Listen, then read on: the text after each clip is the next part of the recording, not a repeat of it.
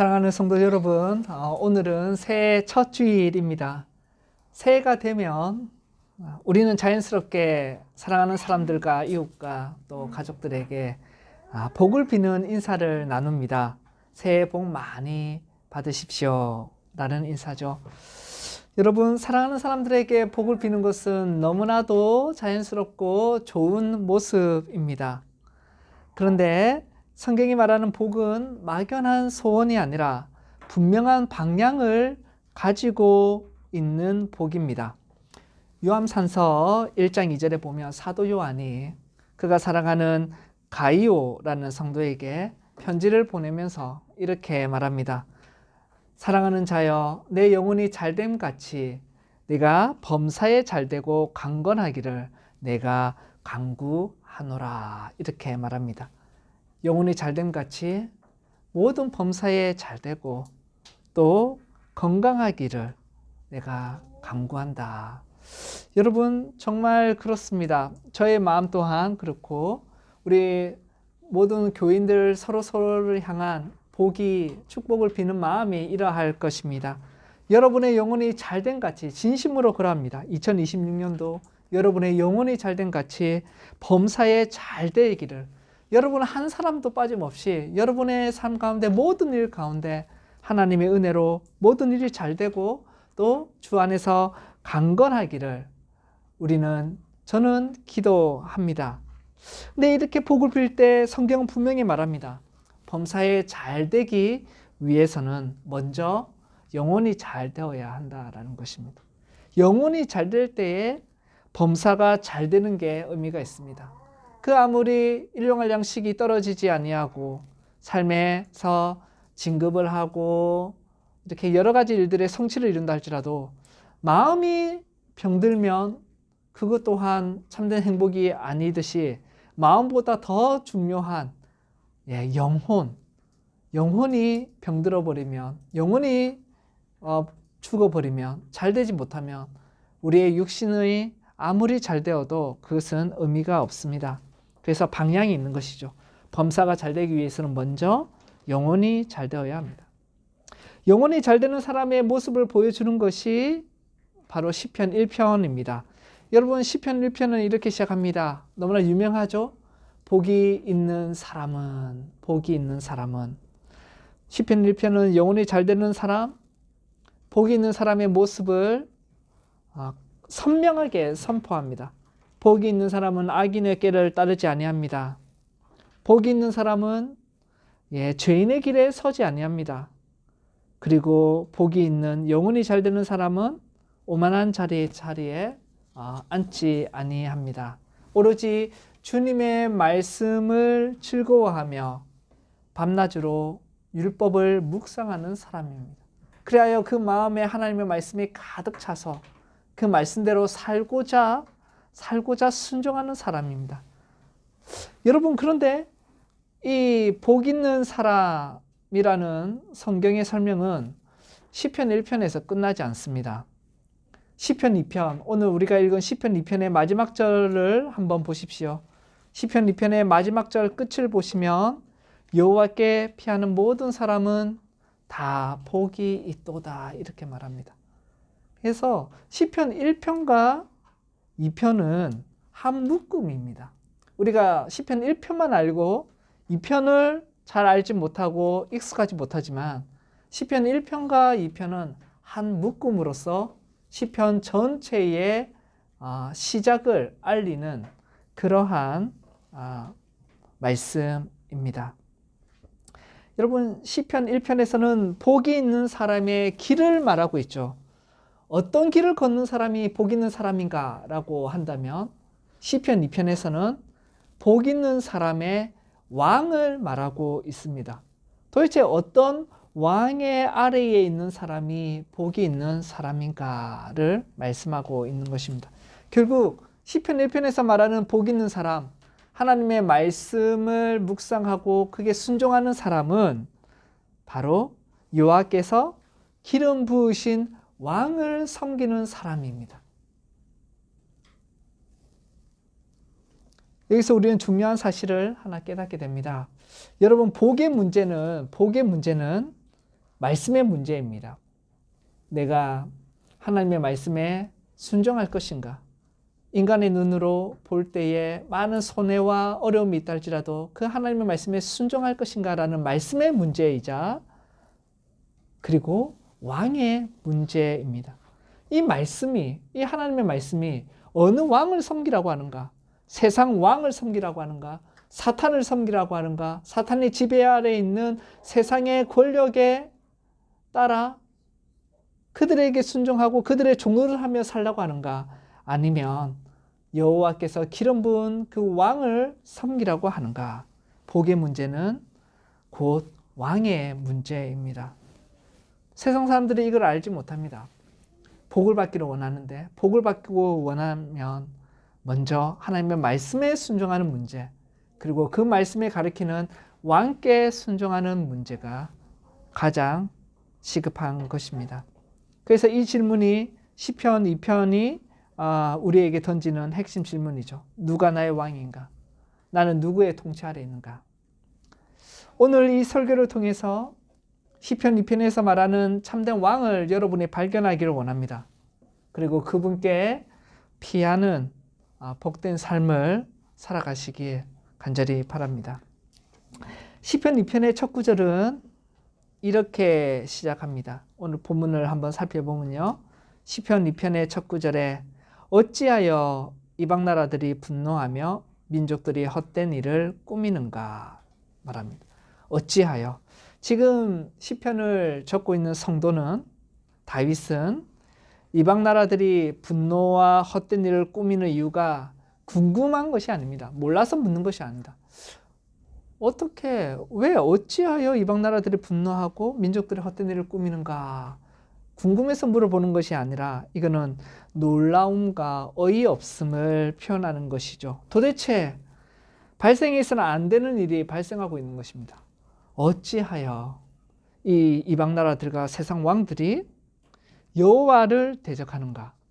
그리고 여호와 하나님이 세우신 기름 부은 왕을 대적하는가?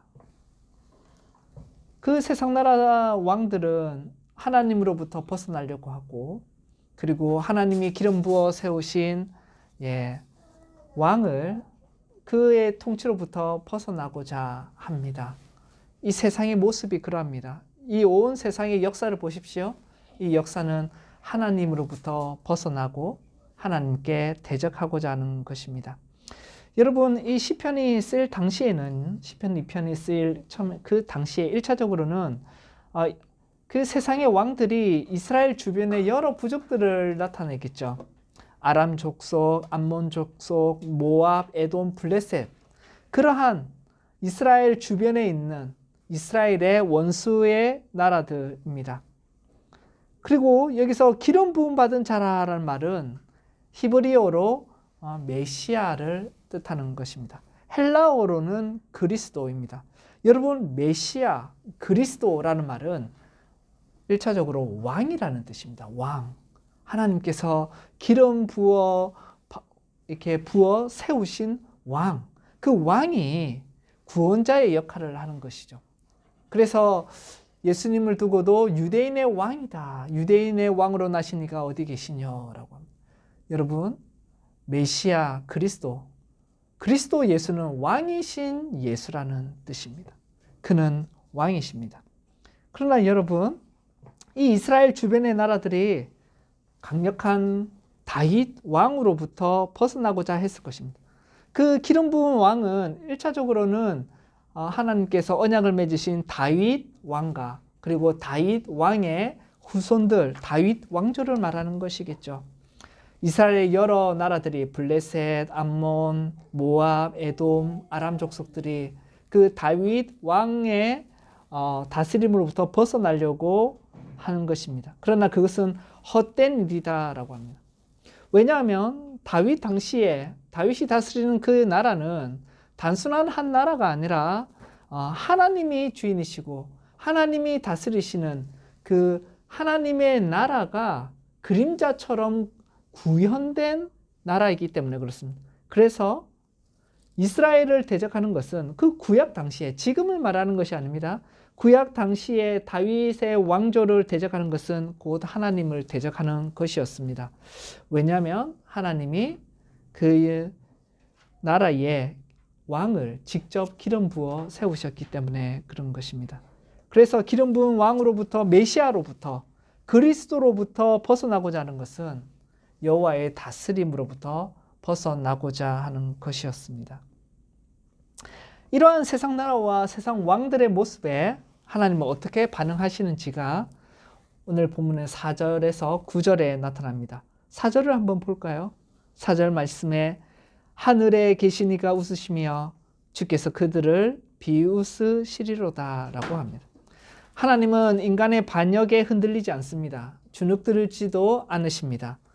그들의 기세가 사람인 우리의 눈에 볼 때에는 굉장히 대단해 보인다 할지라도 여러분, 하지만 그들은 기껏해야 땅 위의 존재일 뿐입니다. 하늘에 계신 이가 웃으시며 주께서 그들을 비웃으십니다. 하나님은 왜 비웃으십니까? 5절에서 6절을 보시면 그때의 분을 바라며 진노하사 그들을 놀라게 하여 이르시기를 내가 나의 왕을 내 거룩한 산 시온에 세웠다 하시리로다. 하나님이 웃으시는 이유는 그렇습니다. 이 세상 나라가 하나님으로부터 벗어나려고 대적하려고 반역을 꾸미고 반역을 한다 할지라도 하나님께서는 웃으시는데, 왜냐하면 그 세상 나라들을 제압할 여호와의 왕을 하나님이 준비하셨기 때문에 그렇습니다. 하나님께서는 이 기름 부어 세우신 왕을 통하여 이 온 세상이 여호와 하나님께 순종하도록 하실 것입니다. 이것이 하나님이 정하신 것이죠. 여호와께서는 하나님의 아들을 메시아 왕으로 세우셨습니다. 7절의 말씀을 보십시오. 너는 내 아들이라 오늘 내가 너를 낳았도다. 여러분, 여기서 낳았다라는 말은 왕으로 공식적으로 선포하고 세웠다라는 것입니다. 그때 왕이 생겼다라는 것이 아니라, 그 왕이라는 사람이 태어났다라는 말이 아니라 하나님께서 그 하나님의 아들을 왕으로 세웠다라는 것입니다. 그래서 공식적인 왕의 위임식이다. 왕자에 오르는 시간이다라고 보시면 되겠습니다. 하나님께서는 이스라엘 왕자에 오르는 그 왕을 여호와께서는 땅 끝까지 소유를 주실 것이고, 이스라엘 왕에게 반역하고 그 대적한 그 나라를 그 왕이 깨트리고 도자기를 부수듯이 부숴버리게 하실 것입니다. 근데 여러분, 이 하나님의 심판이 이르기 전에 하나님께서는 은혜를 베푸십니다. 하나님은 참으로 진노 중이라도 은혜를 잊지 아니하시는 분이십니다. 긍휼을 잊지 아니하십니다.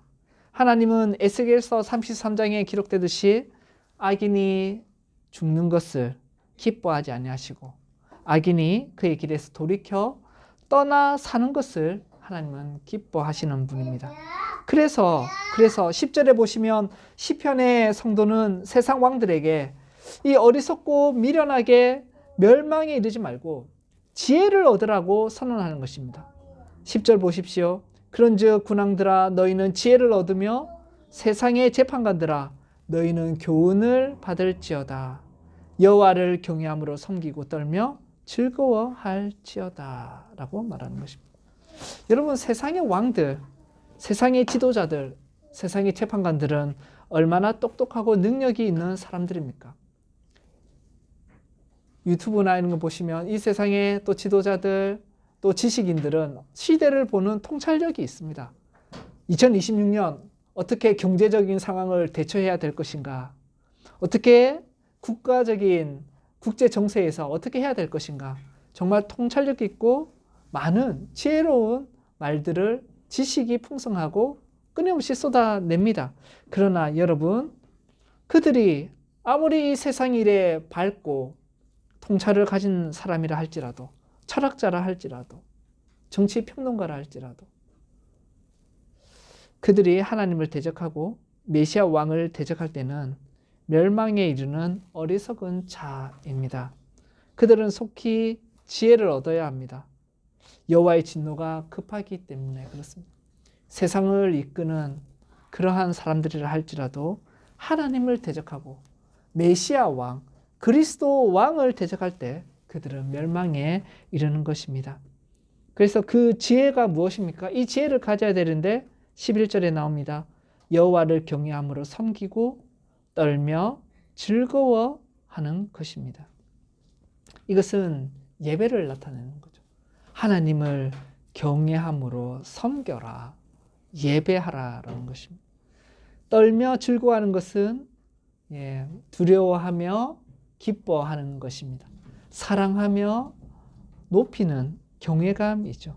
그럼 이 예배를 어떻게 할 수 있습니까? 어떻게 하나님을 예배할 수 있습니까? 12절에 그의 아들에게 입맞추라라는 것입니다. 하나님이 세우신 메시아 왕, 그리스도 왕에게 입을 맞춘다라는 것은 충성을 맹세하는 것입니다. 메시아 왕을 섬기는 것만이 여호와의 진노하심에서 망하는 일을 피하는 유일한 길인 것입니다. 그래서 피난처로 초대하십니다. 여러분, 이 시편 2편은 다윗 이후로 유다의 새로운 왕이 왕자에 오를 때마다 대관식 때 불리워졌을 것입니다. 이 시편 2편이 제일 처음에 사용되는 것은 이스라엘의 왕이, 새로운 왕이 왕자에 오를 때 이 시편 2편이 예배 가운데 울려 퍼졌을 것입니다. 또한 이스라엘이 약해져서 여러 나라들이 이스라엘 침입할 때, 유다에 침입할 때 하나님의 백성들은 이 시편 2편의 약속을 바라보면서 찬송하고 하나님께 기도를 올려드릴 것입니다. 하나님, 이 세상 나라들이 지금 하나님의 나라를 공격하고 있습니다. 우리는 너무나도 위태롭습니다. 그런데 시편 2편에서 약속하셨지 않습니까? 그리스도께서 기름 부어 세우신 이 왕으로 말미암아 온 세상을 철장으로 다스릴 것이고, 철장이라는 것은 쇠로 만든 막대기입니다. 철봉이라고 보시면 됩니다. 그것으로 다스리고 그리고 하나님께서 정말 영광을 받을 것입니다 라고 그렇게 믿고 하나님께 기도를 했던 것이 시편 2편입니다. 하지만 여러분, 이 시편 2편은 본질적으로 예언시입니다. 1차적으로 볼 때 여러분, 다윗 왕과 그의 후손들에게 해당하겠지만 그러한 왕들 역시 기름 부어 받아 왕으로 세워졌지만 부패하였고 하나님을 대적하였고 신앙을 저버렸고 결국은 다윗의 왕국은 완전히 멸망해 버렸습니다. 지상의 나라가 없어져 버린 것이죠. 그러면 여러분, 시편 2편의 이 말씀은 실패한 말씀입니까? 취소된 것입니까? 그럴 수 없습니다. 이 시편 2편은 이스라엘 민족의 궁극적인 왕 중의 왕, 정말 시편 2편이 바라보았던 참된 왕, 그 왕에게 적용되고 그분을 통해서 실현되는 것입니다. 이 시편 2편에 하나님의 아들, 기름 부음 받은 자는 바로 우리가 믿고 고백하듯이 다윗의 자손으로 오신 이 땅에 오신 예수 그리스도, 예수 왕이신 것입니다. 여러분, 사도들과 신약교회는 예수님의 인격과 사역을 통해 이 시편 2편의 말씀이 성취되었다라고 강조합니다. 먼저 여러분, 사도행전 4장 25절에서 28절의 말씀이 있습니다. 한번 제가 읽어보겠습니다. 귀 기울여 들어보십시오. 사도행전 4장 25절, 또 주의 종 우리 조상 다윗의 입을 통하여 성령으로 말씀하시기를 어찌하여 이방이 분노하며 족속들이 허사를 경영하는고, 세상의 군왕들이 나서며 관리들이 함께 모여 주와 그의 그리스도를 대적하는도다 하신 이로소이다. 과연 헤롯과 본디오 빌라도는 이방인과 이스라엘 백성과 합세하여 하나님께서 기름 부으신 거룩한 종 예수를 거슬러 하나님의 권능과 뜻대로 이루려고 예정하신 그것을 행하려고 이 성에 모였나이다. 여러분, 지금 사도들은 이렇게 말하고 있습니다. 시편 2편에 이 열방이 먼저 하나님께 반역하죠. 이 반역하는 사건이 어떻게 완전히 성취되는가라고 할 때 예수 그리스도의 십자가 사건을 말하고 있는 것입니다. 헤롯 왕과 그리고 로마 제국을 나타내는 빌라도가, 이 세상의 세력들이 하나님의 아들을 거부하고 그에게 순종하기를 거부하고 반역하여 예수를 십자가에 못 박아 죽이게 되는 것입니다. 여러분, 하지만 하나님은 사람의 악함을 선함으로 바꾸셔서 이 십자가를 통해서 예수님이 참된 왕이시다는 것을 보여주시는 것이죠. 여러분, 사도행전 13장 33절에는 이 예수님이 십자가에 죽으신 예수님이 부활하시는데 이 부활의 사건이 바로 왕으로 즉위하시는 사건이다라고 선언하고 있습니다. 제가 사도행전 13장 33절을 읽어보겠습니다. 귀 기울여 들어보십시오. 곧 하나님이 예수를 일으키시사 우리 자녀들에게 이 약속을 이루게 하셨다 함이라. 시편 2째 편에 기록된 바와 같이 너는 내 아들이라 오늘 너를 낳았다 하셨고. 여러분, 시편 2편의 말씀이 그대로 인용되면서 하나님께서 예수님을 일으켜 세워서 부활의 주로 세우실 때에 그때 예수님이 하나님의 아들로서 왕좌에 올랐다라고, 그 일이 성취되었다라고 선언하고 있습니다. 여러분, 다시 한 번 더 말하는데 하나님이 내가 오늘 너를 낳았다라고 할 때 그때 예수님이 하나님의 아들이 되셨다라는 말이 아니라 왕의 즉위식이 공적으로 선언되었다라는 것입니다. 이 구절은 예수님이 그때 비로소 하나님의 아들 신성을 가지셨다는 말이 아니라 부활을 통해서 만왕의 왕으로서 온 세상에 선포되는 사건임을 보여주는 것입니다. 부활은, 우리도 이제 고 4월 되면 또 부활주의를 맞이할 것인데요. 부활은 메시아, 그리스도 왕으로 즉위하는 즉위식입니다. 그래서 시편 2편의 말씀이 예수님의 부활을 통해 또한 선포되고 또 실현됩니다. 여러분, 마지막으로 요한계시록 19장 15절에는 예수님의 다시 오심이 바로 이 시편 2편의 실현이다라고 봅니다. 심판자로 오시는 왕. 요한계시록 19장 15절에 보면요, 그가 철장으로 만국을 다스린다라고 말합니다. 철로 만든 지팡이, 철봉, 여의봉과 같은 그 철로 강력한 권세를 가지고 만국을 다스릴 것입니다. 그리고 그 나라에 대적하는 나라는 도자기가 부서지듯이, 질그릇이 깨지듯이 깨져버릴 것입니다. 이 시편 2편의 경고가 바로 예수님이 다시 오시는 최종적인 그때에 실현된다라고 계시록은 증언하고 있습니다. 여러분, 그래서 시편 2편은 예수님 안에서 이렇게 성취된 것입니다. 시편 2편은 다윗의 노래로 시작하였지만 그리스도 안에서 완전히 이해되고 성취되었습니다. 시편 2편은 예수 그리스도의 십자가와 부활과 그리고 승천과 재림으로 이 한 편의 시를 만들어지면서 예수님의 모습을 나타내는 것입니다. 결론적으로 여러분, 시편 2편의 메시지는 이것입니다. 오늘 시편 2편의 메시지는 이것입니다. 여러분, 이 세상 나라는 하나님을 대적한다라는 것입니다. 이 세상 나라는 하나님을 대적합니다. 하지만 하나님이 메시아 왕을 통하여서 모든 반역을 제압하고 세상을 다스리도록 정하셨습니다. 그렇기 때문에 메시아 왕, 그리스도 왕에게 복종하는 것이 지혜롭고 복된 길입니다. 모든 인간은 그리스도 왕, 메시아 왕에게 복종해야만 참된 행복을 누리게 되는 것입니다. 여러분, 이 말씀은 우리에게 적용하면 위로를 줍니다. 시편 2편의 말씀이 성도가, 교회가 이 세상을 살아갈 때 두려움 없이 살아갈 수 있는 근거를 제공하고 있습니다. 여러분, 이 세상이 우리와 하나님과 교회에게 보이는 이 적대감이 있는데 분명히 끝날 것입니다. 명확하게 그 적대감은 끝나는 날이 있습니다.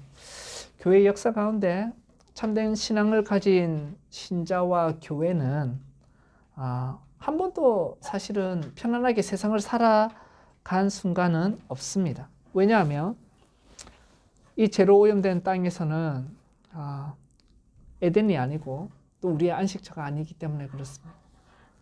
성경은 우리에게 나그네다라고 말씀하십니다. 신자와 교회는 이 세상의 나그네다.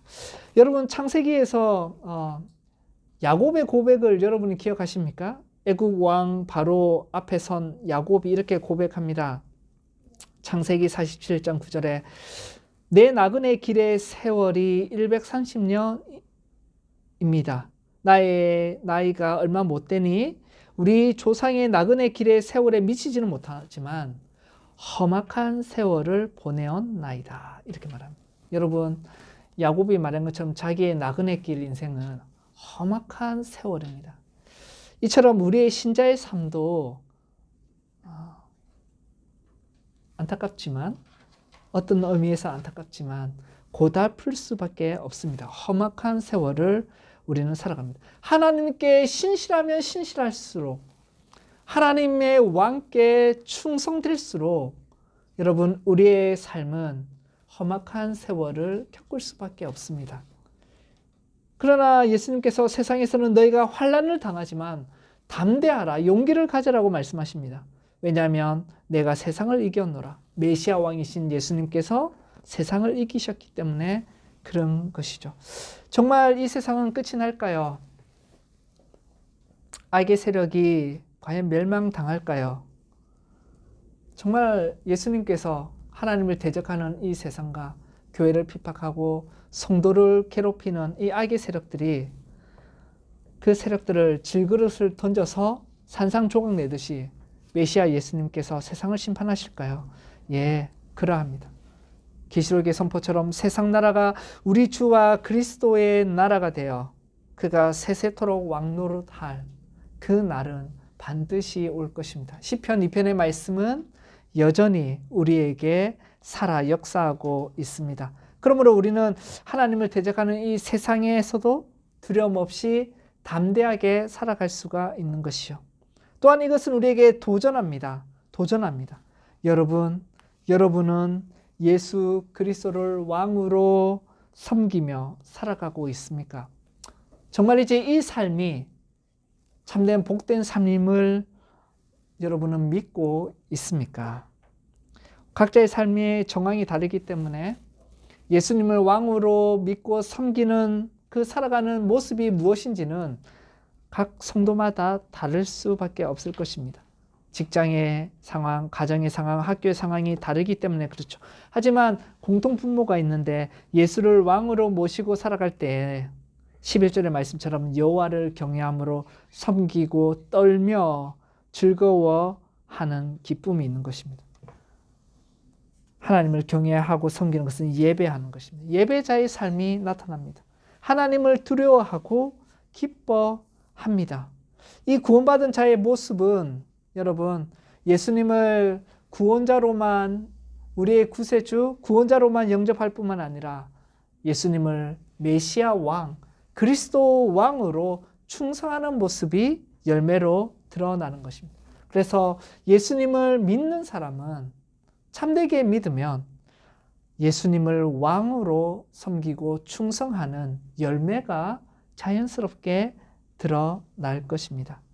여러분, 왕께 충성합시다. 그 왕께 충성하는 자를 예수님께서는 성찬으로 초대하시는 것입니다. 우리 교회는 매월 첫째 주마다 성찬을 시행하고 있습니다. 이 성찬은 바로 세상의 왕에게 무릎 꿇지 아니하고 세상의 왕을 따르지 아니하고 그리스도 왕, 메시아 왕이신 예수께 충성하는 자들을 주님께서 불러주시는 것입니다.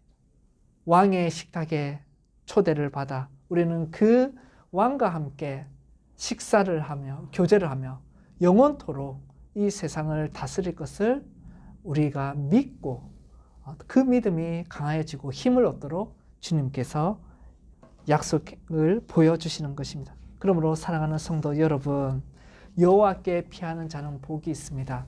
시편 1편에 시작된 복이 있는 사람의 끝은 하나님의 말씀에 순종하여 주님께서 여호와께서 기름 부어 세우신 그리스도 왕 예수 그리스도께 충성할 때에 우리의 삶은 참되게 복된 것입니다. 2026년 새로운 한 해 예수 그리스도께 충성함으로써 참된 복된 삶을 살아가는 여러분과 저 은평시민교회 모든 성도들 되시길 간절히 바랍니다.